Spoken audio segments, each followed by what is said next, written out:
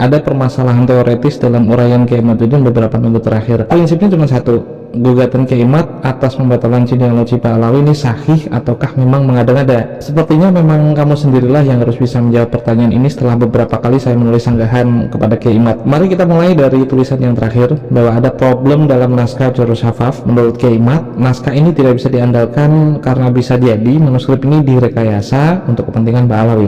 Dari mana Kiai Imad menurut ada interpolasi? Saya pun nggak tahu. Penulis kitab ini menurut Kiai Imaduddin bukanlah Abdurrahman bin Muhammad bin Abdurrahman yang diklaim Pak Alawi, akan tetapi sesuai reportase Al-Janadi dan Al-Uqud Al-Lu'lu'iyah. Saya akan menjawab bahwa apa yang diomongkan Kiai Imaduddin ini terlalu berkhayal, minimal dengan naskah lain yang saya adukan. Dan kamu semua sepertinya harus berani menilai kenapa Kiai Imaduddin bisa melakukan penilaian yang sehalu ini. Memang boleh ya sehalu ini. Saat Kiai Imaduddin mengklaim memiliki manuskrip Jurus Hafaf versi salinan mikrofilm, saya duga inilah naskah yang berada di laptopnya. Saya lihat Kiai Nur Ihya dan juga Gus Aziz Jazuli juga memiliki naskah ini. Menurut Kiai Imaduddin, manuskrip ini ditulis oleh Salim bin Ali bin Husain bin Abdurrahman bin Abdullah bin Umar Al-Khatib pada tahun 1420 Hijriah atau sekitar 35 tahun yang lalu. Sambil pamer karena memilikinya, Kiai Imaduddin menyampaikan pesan kepada netizen bahwa naskah ini tidak bisa diandalkan karena tidak disebutkan disalin dari naskah tahun berapa, dan bisa saja ada rekayasa di dalam penulisannya. Perlu diketahui bahwa Salim bin Ali, penulis Jurus Hafaf yang disebutkan oleh Kiai Imad tadi, itu dari kabilah Al-Khatib ya. Artinya dia bukan seorang Ba'alawi. Dan dugaan Kiai Imad bahwa Al-Khatib, penulis Al-Jurus Hafaf, tidak dikenal atau majhul, itu bisa jadi benar jika Kiai Imad hanya ongkang-ongkang di rumah sambil berselancar di Google. Beda ceritanya jika akses internet yang beliau miliki dipakai untuk berkorespondensi dengan sejarawan Oman atau sejarawan asal Yaman seperti Dr. Yuslim Abdul Nur misalnya. Ia menelaah Al-Jurus Hafaf sebagai diktat berjudul Manhajul Khatib At-Tarimi wa Matatuhu At-Tarikhiyah fi Kitabihi Al-Jauhar Asy-Syafaf. Diktat ini diterbitkan sekitar tahun 2014 atau sekitar 9 tahun yang lalu. Sepanjang bacaan saya, selain disimpan di Yaman yaitu di Maktabah Al-Ahqaf dengan nomor penyimpanan 1212, naskah Jurus Hafaf juga disimpan di Ma'had Makhtutat Al-Arabiyah di Kuwait. Saya memang belum bisa mendapatkan naskah dari negara ini ya. Namun informasi yang saya terima, di Yaman itu naskah Jurus Hafaf ditulis beberapa kali atau disalin beberapa kali, dan yang sampai kepada Kiai Imad ialah versi termuda yang disalin sekitar tahun 1400-an Hijriah. Nah, mari kita buktikan apakah tuduhan Kiai Imad bahwa naskah ini direkayasa dan tidak sesuai aslinya, ataukah tuduhan ini hanya khayalan mas-mas halu dari Banten yang cuma mengandalkan Google untuk membatalkan Pak Alawi.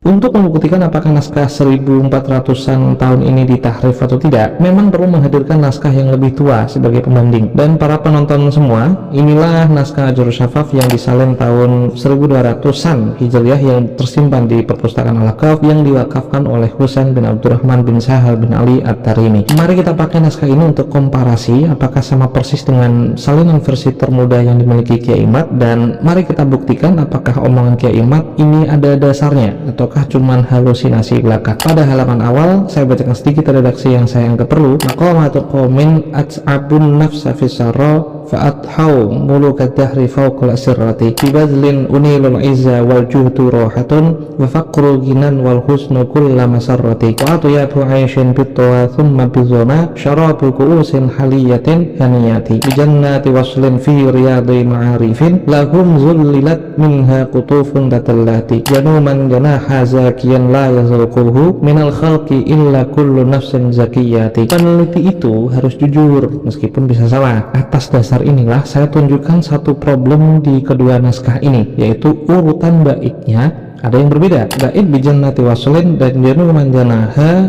itu terbalik antar kedua naskah, dan manakah yang benar?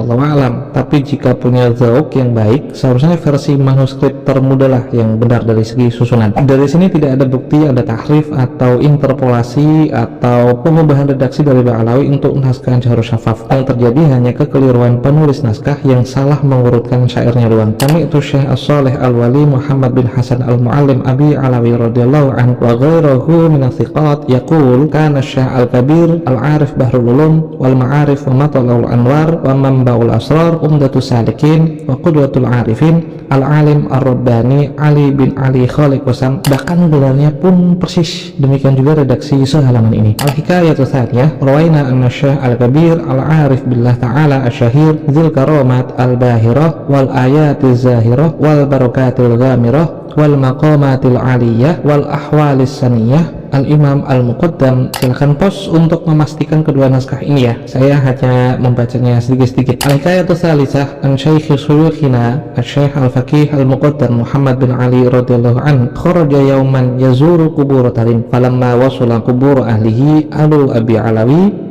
radda alal qubur assalam farudda alaih. Lagi-lagi redaksinya sangat mirip. Mari kita meloncat ke halaman yang paling jauh. Al-Hikayatul Hadiyah wa Salasun ba'da al-mi'atain ruwiya anna Sa'ad ibn al-Imam Az-Zahid Muhammad bin Ahmad Fadl radhiyallahu an marra yawman wa ma'ahu ba'du ashabihi fi syari fa bainama huma yasiran idh huma bi'aulin wa huwa sunnafa minal hamam yaltaqitul hubba faja'ala Sa'ad yatafakkaru fih. Lagi-lagi kedua naskah ini identik dan mirip. Faqala indama sami'ahu kana abdur rabbi la yatruk qira'ata qul huwallahu ahad aslan, yakni fi jami'i ahwalihi minal qiyam wal qu'ud wa ghairiha. Di halaman inilah tertulis semacam watermark di naskah termuda ya.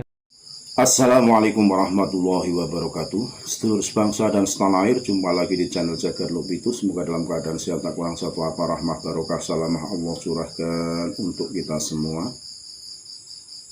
Semoga bahagia bersama orang-orang terkasih dimanapun saudara-saudaraku berada.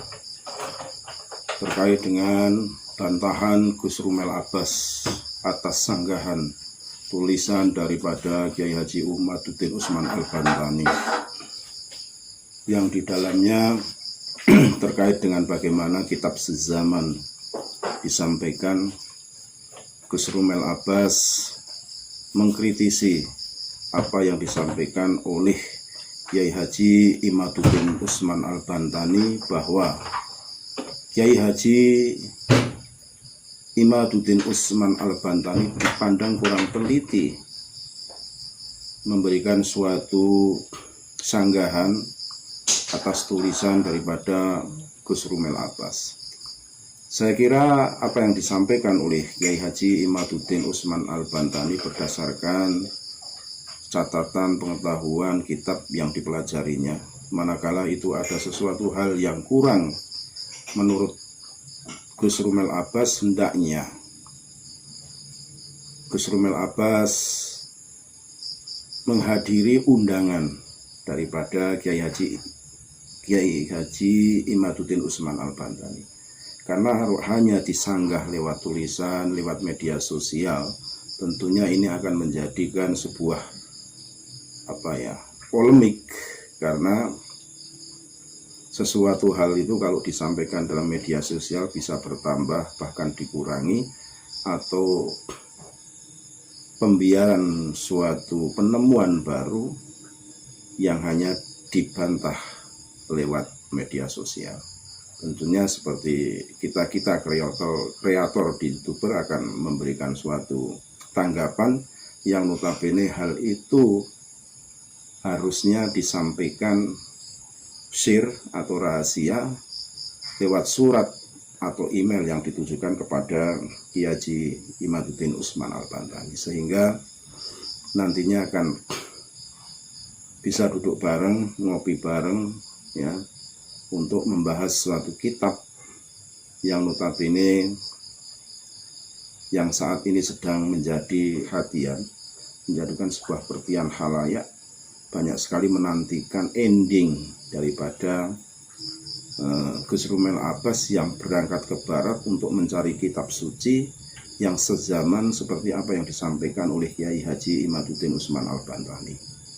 Saya kira itu akan relevan sekali manakala Gus Rumel Abbas memberikan sanggahan atau penemuan baru itu kalau menghadiri undangan daripada Kiai Haji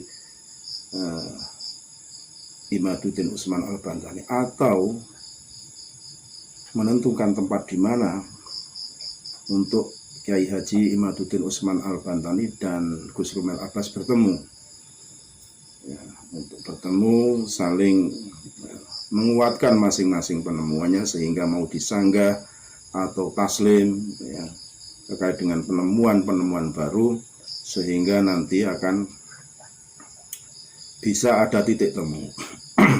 Kalau bisa nggak lihat media sosial, tentunya nanti saya kira Kiai Haji Imaduddin Usman Bantani juga akan menyanggah, menulis apa yang disanggah oleh Gus Rumel Abbas, sehingga itu akan berkelanjutan lewat media sosial.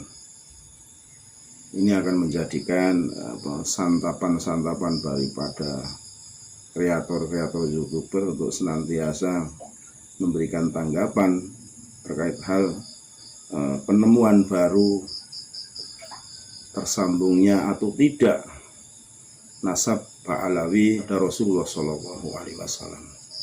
Saya kira itu ya tanggapan dari saya, menginginkan adanya pertemuan secara pribadi antara Gus Rumel Abbas dan Kiai Imaduddin, seperti apa yang Kiai Imaduddin harapkan, untuk bertemu, duduk bareng, ngopi bareng ya, biar nanti head to head-nya itu lebih seru. Syukur bagai nanti head to head itu mengundang kreator-kreator YouTuber baik yang pro dan kontra untuk disampaikan kepada masyarakat luas.